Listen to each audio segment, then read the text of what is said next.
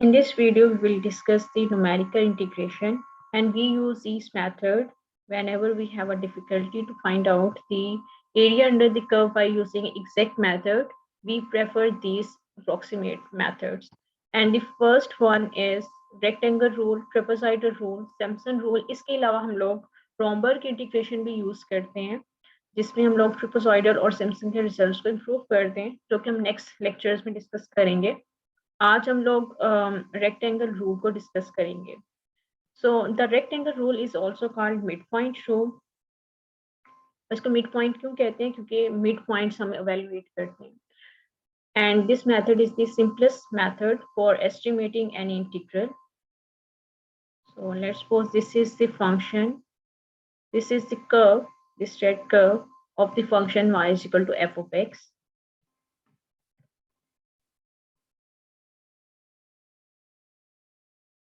और हमें area calculate करना है ए टू बी। ये सारा एरिया कैलकुलेट करना है अंडर द कर्व, और न्यूमेरिकली हमने रेक्टेंगल मेथड यूज करते हुए ये एरिया कैलकुलेट करना है। तो सबसे पहले हम क्या करेंगे कि ये जो इंटरवल हमें गिवन है ए टू बी, हम इस इंटरवल को एन इक्वल सब इंटरवल में डिवाइड कर देंगे। तो x0 to x1, x1 to x2, x2 to x3 up to सोन xn-1 to xn तक डिवाइड कर देंगे। यहाँ पे हमने 5, 6 तक भी स्टॉप कर दिया, लेकिन जर्नली हम इसको डिवाइड कर सकते हैं n पॉइंट्स के लिए। तो वर्किंग टूल को डिस्कस कर लेते हैं। और first step is divide the interval A B into n sub interval into n equal sub interval of equal width, या हमें इसमें विड्थ हर इंटरवल की इक्वल रखनी है। ठीक है, हमने इसको n रेक्टेंगल्स में डिवाइड कर दिया है इस इंटरवल ए बी को, और इसमें जो विड्थ होगी हर रेक्टेंगल की वो हमने सेम कंसिडर करनी। For example the step size of this rectangle is 10x, और हम इसे h भी कंसिडर कर सकते हैं। तो ये जो विड्थ है ये भी h होगी। ठीक है, ये स्टेप साइज, ये भी h होगा। तो हमने इक्वल विड्थ कंसिडर करनी है इन रेक्टेंगल्स की, और हम एज कैलकुलेट कर सकते हैं step size by using this point A B, which is equal to b minus a over n। n is basically कि हमने कितने पार्ट्स में डिवाइड करना है इंटरवल ए बी को। सो जब हम इसको डिवाइड कर देंगे तो we have x0 to x1 interval, x1 to x2 interval, x2 to x3 interval, up to so on xn-1 to xn interval तक हम डिवाइड कर सकते हैं, where x node is the first starting point and xn is the last point b of the interval. So the second step is, for each interval let xi steric be the midpoint of the interval. हमें हर interval के correspondingly mid point calculate करना होगा। x0 और x1 का mid point calculate करना होगा, x1 और x2 का मिड पॉइंट कैलकुलेट करना होगा। इस तरह से करेंगे कि इन दोनों को ऐड करेंगे और डिवाइडेड बाय 2 करेंगे। इस इंटरवल के लिए मिड पॉइंट कैलकुलेट करना है तो x1 plus x2 divided by 2 करेंगे। ठीक है, तो यहाँ पे भी हम देख सकते हैं कि ये एक इंटरवल गिवन है x0 to x1, इसका मिड पॉइंट कैसे कैलकुलेट करेंगे? हमें ये कैलकुलेट करना है। हम इन दोनों को ऐड करेंगे डिवाइडेड बाय 2, तो we get x1 steric which is the midpoint of this interval. इसी तरह x1 और x2 का मिड पॉइंट कैलकुलेट करेंगे कि हम इन दोनों को ऐड करेंगे और डिवाइडेड बाय 2 करेंगे, तो वी गेट x2 steric। इसी तरह से हम x3 steric, x4 steric हर इंटरवल के लिए मिड पॉइंट कैलकुलेट कर लेंगे, और इस मिड पॉइंट वैल्यू के कोरस्पॉन्डिंगली हम फंक्शनल वैल्यूज को भी एवेल्युएट कर सकते हैं। तो x1 स्टेरिक के correspondingly this point is x1 f of x1 asterisk. इसी तरह x2 स्टेरिक के कोरस्पॉन्डिंगली इस वैल्यू के कोरस्पॉन्डिंगली फंक्शनल वैल्यू एवेल्युएट कर ली f of x2 स्टेरिक। इस तरह बाकी सबकी हमने फंक्शनल वैल्यू भी कैलकुलेट कर ली। तो स्टेप 2 हमने डिस्कस कर लिए। स्टेप 3 में क्या करना है? We can find out the area for each of these rectangles. हमें हर रेक्टेंगल का एरिया कैलकुलेट करना है।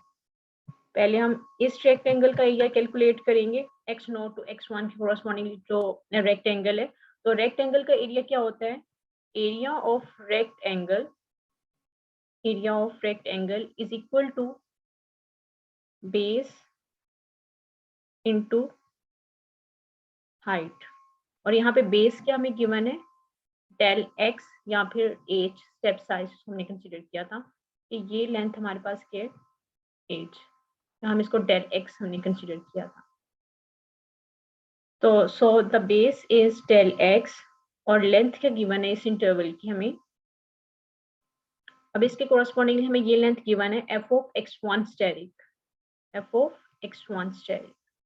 So the area of this rectangle is this one.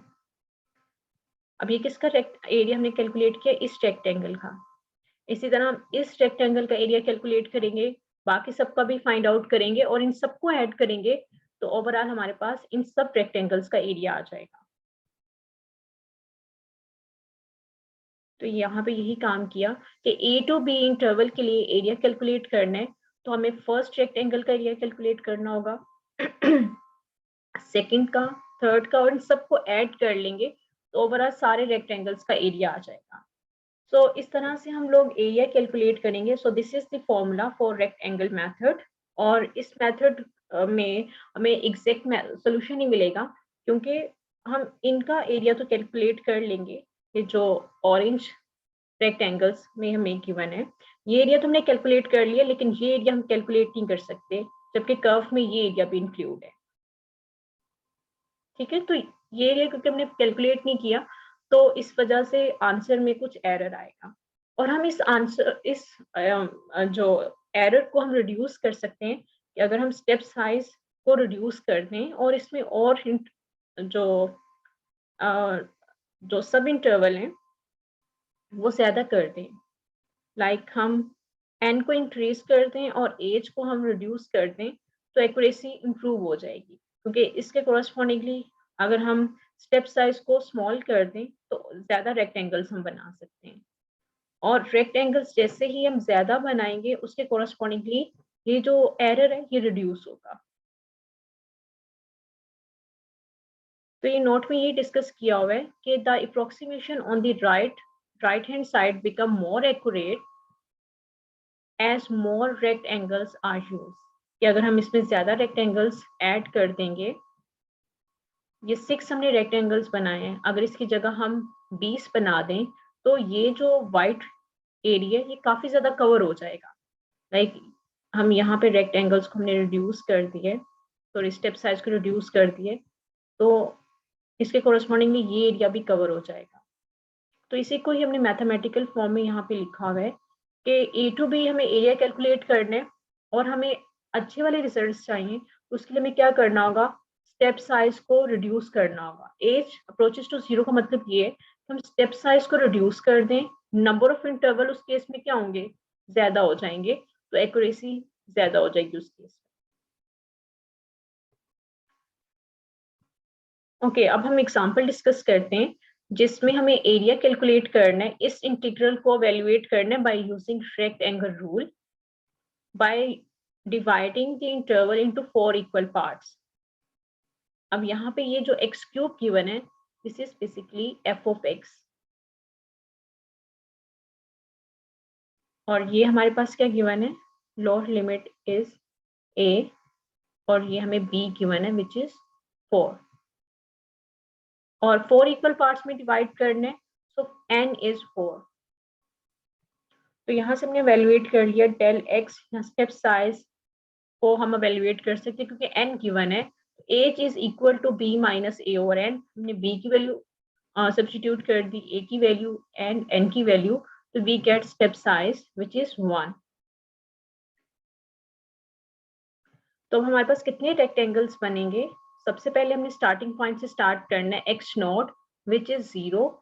अब हमने नेक्स्ट पॉइंट x1 कैसे आएगा कि हम x नॉट में स्टेप साइज एच को ऐड करेंगे एंड एच इज 1, तो x नॉट में हमने स्टेप साइज ऐड किया तो वी गेट 1, तो x1 हमारे पास 1 आएगा, x not is 0 and x1 is 1। अब हमें कहाँ तक मूव करना है, 4 तक, तो हम x1 में फर्दर h ऐड करेंगे तो वी गेट 2, इसी तरह 2 में स्टेप साइज ऐड करेंगे 1 तो वी गेट 3। तरह 3 में हम स्टेप साइज ऐड करेंगे तो वी गेट 4 और यहाँ पे हम स्टॉप कर देंगे तो b इज इक्वल टू 4। तो दिस पॉइंट इज x1। अब ये पॉइंट क्या होगा x2। इसी तरह x3 एंड x4 पॉइंट हम कैलकुलेट कर लेंगे 0 1 2 3 and 4. So this is over x3 and this is x4. ये इंटरवल है, ये हमने बना लिया। लेकिन अगर हम फॉर्मूला को देखें तो हमें x1 x2 नहीं रिक्वायर्ड, हमें x1 asterisk x2 asterisk mid point calculate करना है, उसके कोरस्पॉन्डिंगली फंक्शनल वैल्यू कैलकुलेट करना होगा। तो सबसे पहले हम मिड पॉइंट कैलकुलेट करेंगे। तो x1 x2 x3 and x4 हमारे पास है, इनको यूज करते हुए हम मिड पॉइंट कैलकुलेट कर सकते हैं।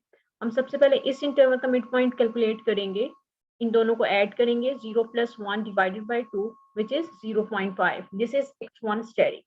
इसी तरह इस इंटरवल के लिए मिड पॉइंट कैलकुलेट करेंगे 1 और 2 का।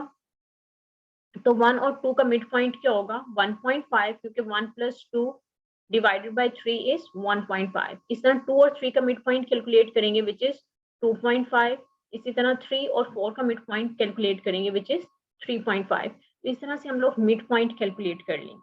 लेकिन हम फॉर्मूला को देखें तो हमें x1 स्टेरिक नहीं चाहिए, हमें उसके कोरस्पॉन्डिंगली फंक्शनल वैल्यूज चाहिए। f ऑफ x हमें गिवन है क्वेश्चन में, ठीक है। इसको यूज करते हुए हम f of x1 asterisk, f of x2 asterisk, इन सबको वैल्यूएट कर सकते हैं। ये पॉइंट्स हमने कैलकुलेट कर लिए हैं मिड पॉइंट। अब इनको यूज करते हुए हम फंक्शनल वैल्यूज कैलकुलेट करेंगे। हमें f of x1 steric calculate करना है, तो हम x को रिप्लेस कर देंगे x1 स्टेरिक से विच इज 0.5। यहाँ पे 0.5 सब्स्टिट्यूट करेंगे तो we get 0.5 cube which is x1 asterisk. तो हमने यहाँ पे ये सब्स्टिट्यूट कर दिया। इसी तरह f ऑफ x में हम f ऑफ x2 x को रिप्लेस कर देंगे x2 स्टेरिक से, तो we get f2 asterisk which is this value। इसी तरह हम f3 स्टेरिक फाइंड आउट करेंगे और f4 स्टेरिक, और इनकी वैल्यूज को सब्स्टिट्यूट कर देंगे।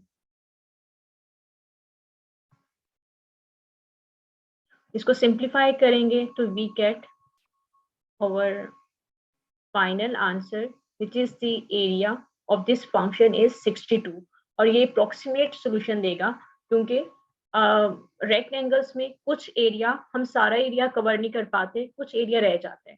जैसे इस केस में अगर हम इसको देखें तो यहाँ पे 0 to 1 1 to 2 3 4 हमने रेक्टेंगल्स बनाए, यहाँ से ये एरिया रह गया, इस तरह से ये एरिया भी कवर नहीं हुआ, तो यहाँ से हमारे पास एरर आएगा। तो जो हमने आंसर कैलकुलेट किए वो उसमें मे बी तो उसमें 10% एरर हो या फिर 5%, लेकिन एक्यूरेट आंसर नहीं होगा, और यही वजह हम इसको न्यूमेरिकल मेथड्स कहते हैं। Okay, in our next video we will discuss the another method to find out the area under the curve, which is trapezoidal rule.